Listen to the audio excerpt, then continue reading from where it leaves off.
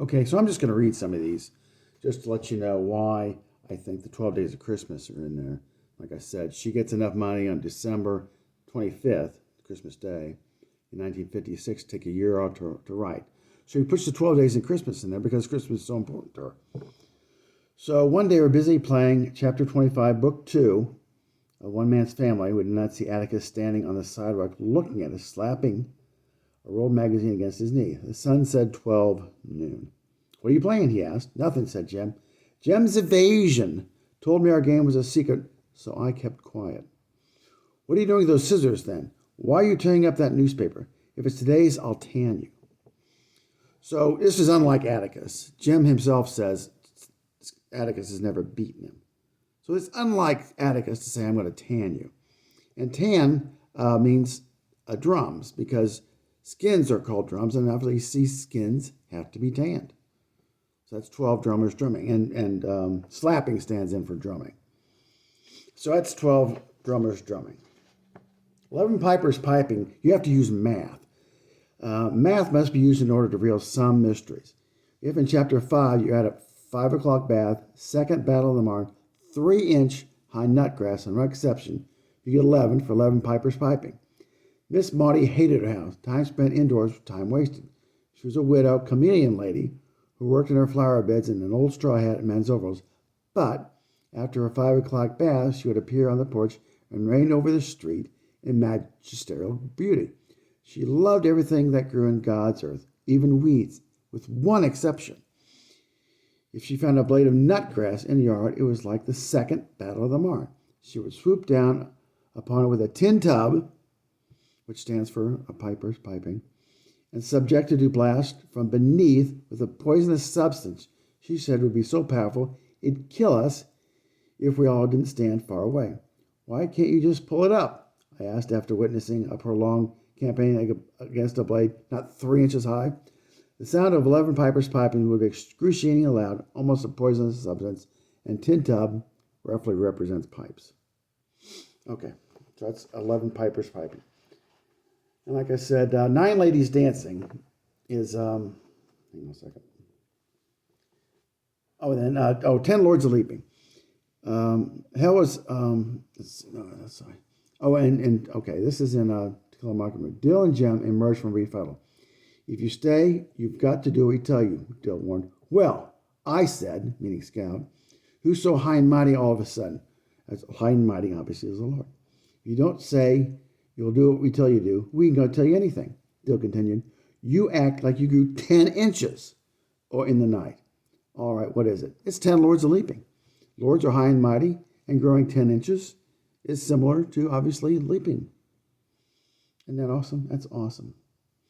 So 9 ladies dancing is pretty interesting. I like it the best. Okay, it's Mr. Avery.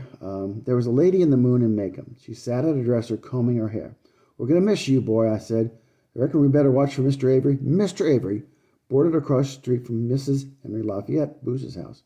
Besides making change in the collection plate every Sunday, Mr. Avery sat on the porch every night until 9 o'clock and sneezed.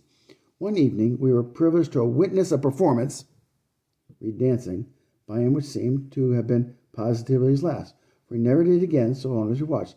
A closer inspection revealed an arc of water descending from the leaves and splashing in a yellow circle of the streetlight, some 10 feet from the source to earth, it seemed to us.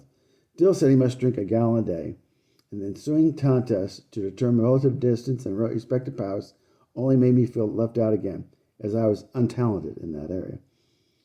So it's 9 ladies dancing. It's a performance, and the number 9 is in there, and a lady in the moon. And if you go to the Rammer Jammer, there is a lady in the moon in this issue. It's incredible. So that's 9 ladies dancing, and there is a lady in a Rammer Jammer combing her hair. So 8 Maids of Milken is a little hard, is on the rough side. In 1864, so the 8 for 1864 counts for the number, when Stonewall Jackson came by, I beg your pardon, young folks, old Blue Light was in heaven by then, God rest his saintly brow. The 8 in 1864 counts for a number. With this in mind, I faced Cecil Jacobs in the schoolyard next day. You gonna take that back, boy? You gotta make me, he yelled.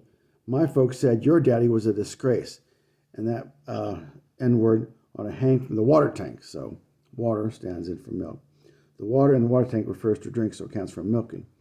But to those into my way of thinking about To Kill a Mockingbird, the cow and coward gives it all away. I drew a bead on him, remembered what Agatha said, and dropped my fist. She drops her fist and walked away. Scout's a coward. So in the book, they hyphenate coward. It was the first time I'd ever walked away from a fight. Scout drops her fist, walks away first time from a fight, thus our maid. Atticus made her stop her fighting ways. How else to milk a cow but with teats and fists and dropping same? I would not know from personal experience, though. A water tower is depicted in Rammer Jammer 1.3, page 8, and appropriately named Women's Issues. So that's 8 Maids of Milken. That's awesome. Seven Sons of Swimming is probably the roughest. Scouts, okay.